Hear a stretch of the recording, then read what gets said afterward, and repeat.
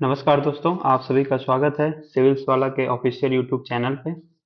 और जितने भी हमारे नए साथी हैं उनको हम ये बताना चाहेंगे कि सिविल्स वाला जो प्लेटफॉर्म है वो कई सारे सिलेक्टेड जो पीसीएस 2023 या उससे पहले के सिलेक्टेड एस्पिरेंट्स हैं उनके द्वारा रन किया जाता है। और इसके साथ ही साथ इस प्लेटफॉर्म पर हमारे साथ कई ऐसे एडमिन्स भी हैं जिनके पास यूपी पीसीएस, एमपी पीसीएस और यूपीएससी जैसे कॉम्पिटेटिव एग्जाम्स के अच्छा खासा एक्सपीरियंस है। और बहुत सारे ऐसे एडमिन्स हैं जिन्होंने कई बार मेंस और इंटरव्यूज भी दिए हुए हैं, इवन यूपीएससी लेवल पे भी। आप सभी लोग इस टेलीग्राम चैनल से जुड़ सकते हैं आप हमारे साथ। आज का जो हमारा विषय है, हम बताना चाहेंगे कि हम लोगों ने अपने प्लेटफॉर्म पर एक इनिशिएटिव शुरू किया था। जैसा कि सभी को पता होगा कि यूपी पीसीएस का पेपर 17 मार्च को जो होने वाला था वो पोस्टपोन हो गया है। तो ये जो समय हम लोग को एक्स्ट्रा मिला है, हम लोग का एक प्रयास रहा है सिविल्स वाला प्लेटफॉर्म के जरिए कि हम अपने जो साथी मित्र हैं जो तैयारी कर रहे हैं उनको मेंस आंसर राइटिंग के लिए थोड़ा गाइड और सपोर्ट प्रदान करें। इसी कड़ी में सिविल्स वाला प्लेटफॉर्म चैनल ने एक इनिशिएटिव शुरू किया है जिसका नाम है दर्पण। इस इनिशिएटिव के थ्रू हम लोग डेली एक सवाल सुबह 7 बजे पोस्ट करते हैं ग्रुप पे, और जिसका जवाब आप सभी लोगों को शाम के 7 बजे से पहले पहले ग्रुप पे सबमिट करना होता है। ये सवाल दोनों माध्यम में होते हैं, हिंदी और इंग्लिश। और अभी मुख्यतः हम यूपी के जीएस 5 और जीएस 6 जो कि यूपी स्पेसिफिक या आप कहें यूपी स्पेशल पेपर है, उन्हीं पे फोकस कर रहे हैं। ऐसा इसलिए है क्योंकि ये पेपर अभी 2023 में ही सिलेबस से जुड़ा है और बहुत सारे बच्चों के लिए ये एक नया डोमेन था। तो हमारा ये प्रयास है इस सिविल्स वाला प्लेटफॉर्म के जरिए कि आपको जीएस 5 और जीएस 6 से रिलेटेड सबसे अच्छा गाइडेंस प्रोवाइड किया जाए। तो चलिए दोस्तों, फिर आज हम लोग एक सवाल लेकर के डिस्कस करते हैं कि जीएस 5 और जीएस 6 के आंसर को कैसे अप्रोच किया जाए।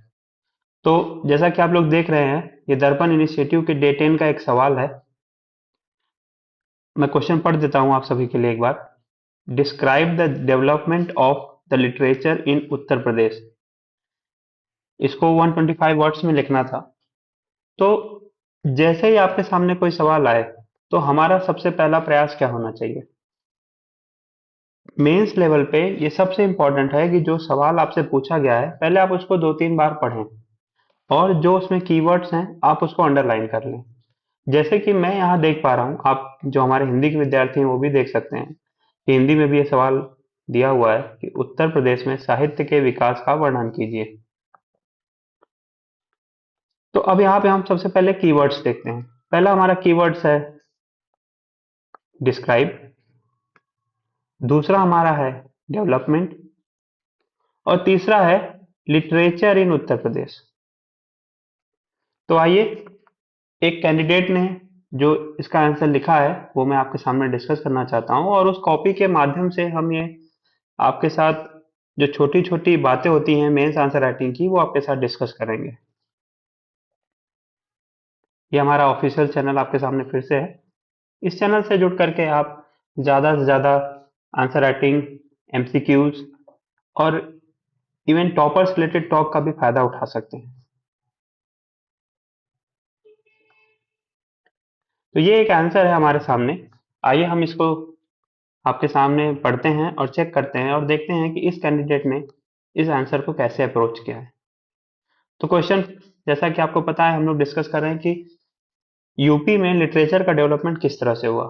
तो जिन्होंने पहले दे रखा है मेंस का पेपर, उनको ये पता होगा कि जब भी कोई मेंस का क्वेश्चन आता है तो उसके प्रमुख बिंदु कुछ इस प्रकार होते हैं। सबसे पहले हमको उस क्वेश्चन को पढ़ करके एक छोटा सा इंट्रो देना होता है, 2 या 3 लाइन का, जिस वर्ड लिमिट का वो क्वेश्चन होगा।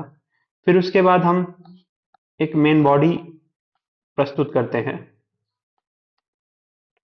इस मेन बॉडी में हम क्वेश्चन जो हमसे पूछा गया होता है उसका हम एक कंटेंट को सही स्ट्रक्चर और सही प्रेजेंटेशन के फॉर्म में लिखते हैं। जब मैं आपसे बोलता हूं कि सही कंटेंट का प्रेजेंटेशन भी जरूरी है और सही स्ट्रक्चर भी जरूरी है, तो मेरा इससे आशय यह है कि जैसे कई सारे विद्यार्थियों के पास कंटेंट अच्छा होता है लेकिन वो सही स्ट्रक्चर में ना होने के कारण एग्जामिनर को इम्प्रेस नहीं कर पाते हैं। और प्रेजेंटेशन से हमारा ये मतलब है कि जैसे आप क्वेश्चन में आपको कहाँ पे अंडरलाइन करना है, कहाँ पे आपको मैप्स बनाने हैं, कहाँ पे आपको एग्जाम्पल्स या केस स्टडीज भी लिखनी है, तो ये सारी चीजें एक अच्छे आंसर्स के लिए बहुत बहुत जरूरी होती हैं। तो देखते हैं इस क्वेश्चन में कैंडिडेट ने जो है इंट्रो कैसे किया है। Uttar Pradesh has been literary land.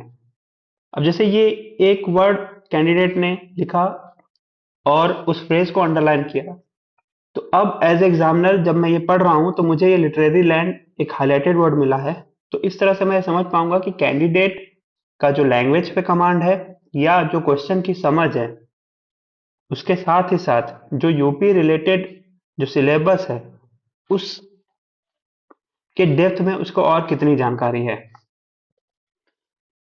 India since ages which is witnessing the evolution of literature from ancient period to 21st century।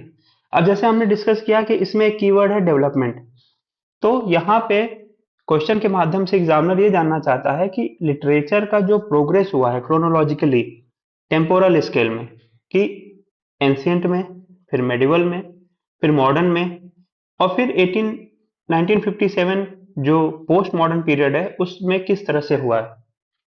तो इस डेवलपमेंट को हम दो थीम्स में समझ सकते हैं।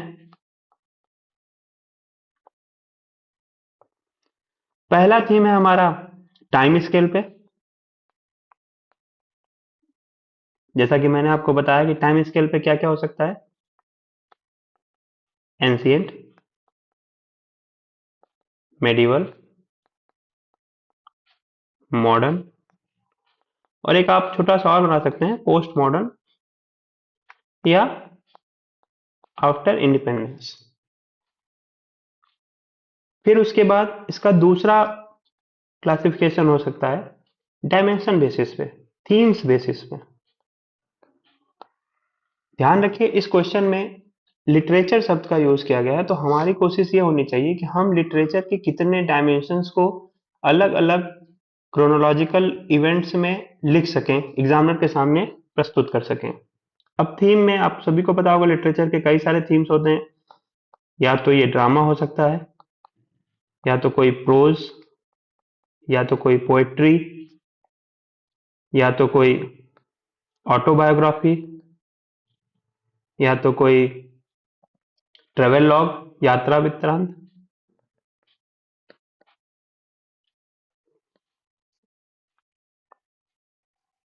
तो इस तरह से हमको इस क्वेश्चन को अप्रोच करना था। तो कैंडिडेट ने जिसने आंसर लिखा हुआ है जो हमारे पास सबमिटेड हुए हैं प्लेटफॉर्म पर, तो उसने सिंपली इंट्रोडक्शन में दिया कि उत्तर प्रदेश या यूपी के जो है उसको लिटरेरी लैंड से लिंक किया हुआ है, और फिर ये बताया है कि कैसे जो लिटरेचर का डेवलपमेंट है वो एंशियंट टाइम से लेकर के 21st सेंचुरी तक इवन अभी भी कॉन्टिन्यूसली डेवलप हो रहा है। और इस कैंडिडेट ने एक अच्छा काम ये किया है कि इसने इस क्वेश्चन को करंट से भी लिंक किया है। जैसा कि आप देख सकते हैं, हम सभी एस्पिरेंट्स को पता होगा कि हमारे यूपी की शान श्री गीतांजलि श्री जी को इंटरनेशनल बुकर प्राइज मिला था, उनकी बुक रेत की समाधि, जिसको ट्रांसलेट किया गया था टॉम ऑफ सैंड में। तो इस तरह से इंट्रो में कैंडिडेट ने क्वेश्चंस को एक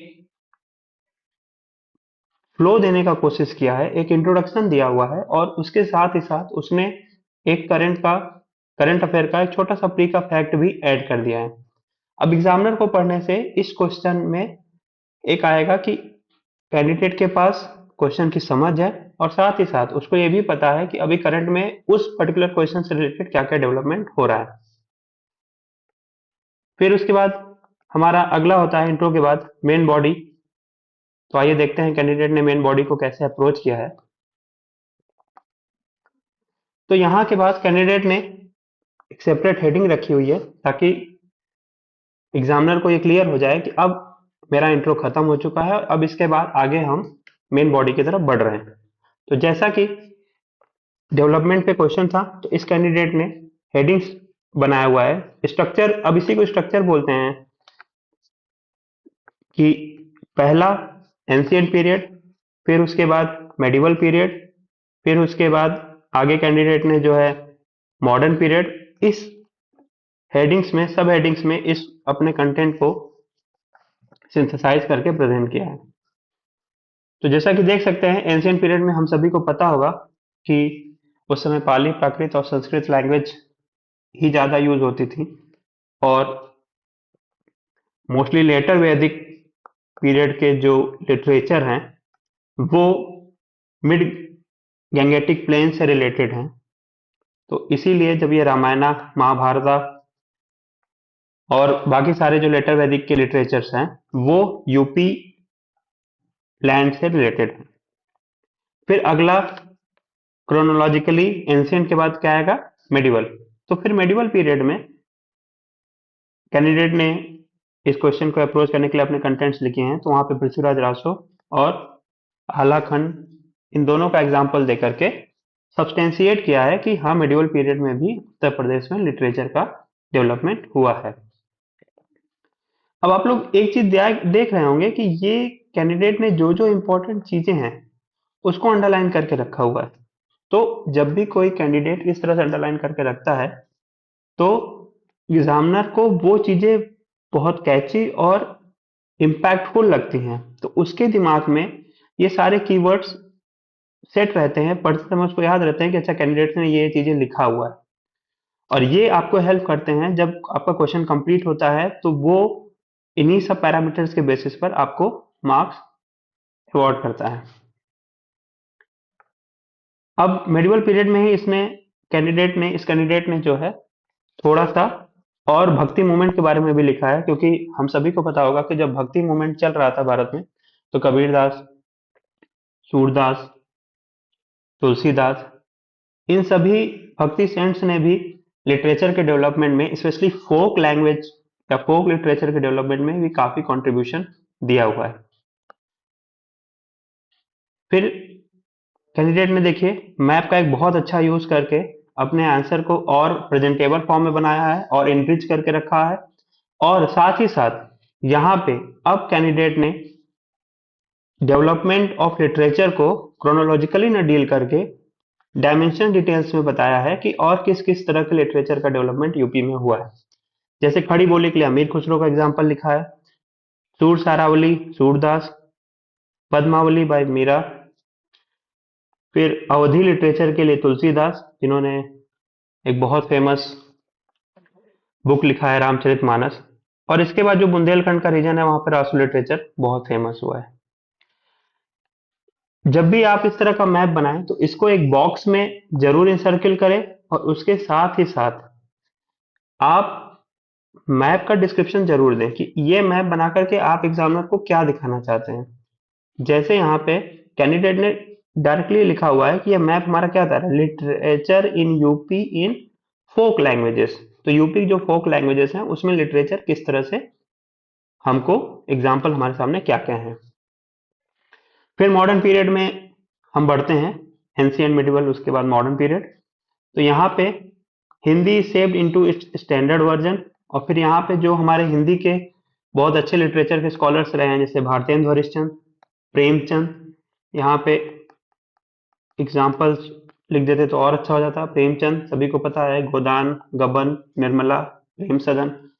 फिर उसके बाद महादेवी वर्मा और सुभद्रा कुमारी चौहान, जिनकी बहुत फेमस बुक है झांसी की रानी। तो इन एग्जाम्पल्स को हाईलाइट किया है। उसके साथ ही साथ मॉडर्न पीरियड में जो उर्दू लिटरेचर है, क्योंकि हम सभी को पता है कि यूपी में उर्दू लिटरेचर का भी अपना एक बहुत स्पेशल प्लेस है और इंडो इस्लामिक कल्चर का एक जीता जाता एग्जाम्पल है उर्दू कल्चर, उर्दू लैंग्वेज। तो उसमें गजल्स, का, मिर्जा गालिब का जैसे एग्जांपल देकर के इसको सब्सटेंशिएट किया है। यहाँ पर एक और छोटा सा हेडिंग बना करके हम लोग एक पोस्ट इंडिपेंडेंस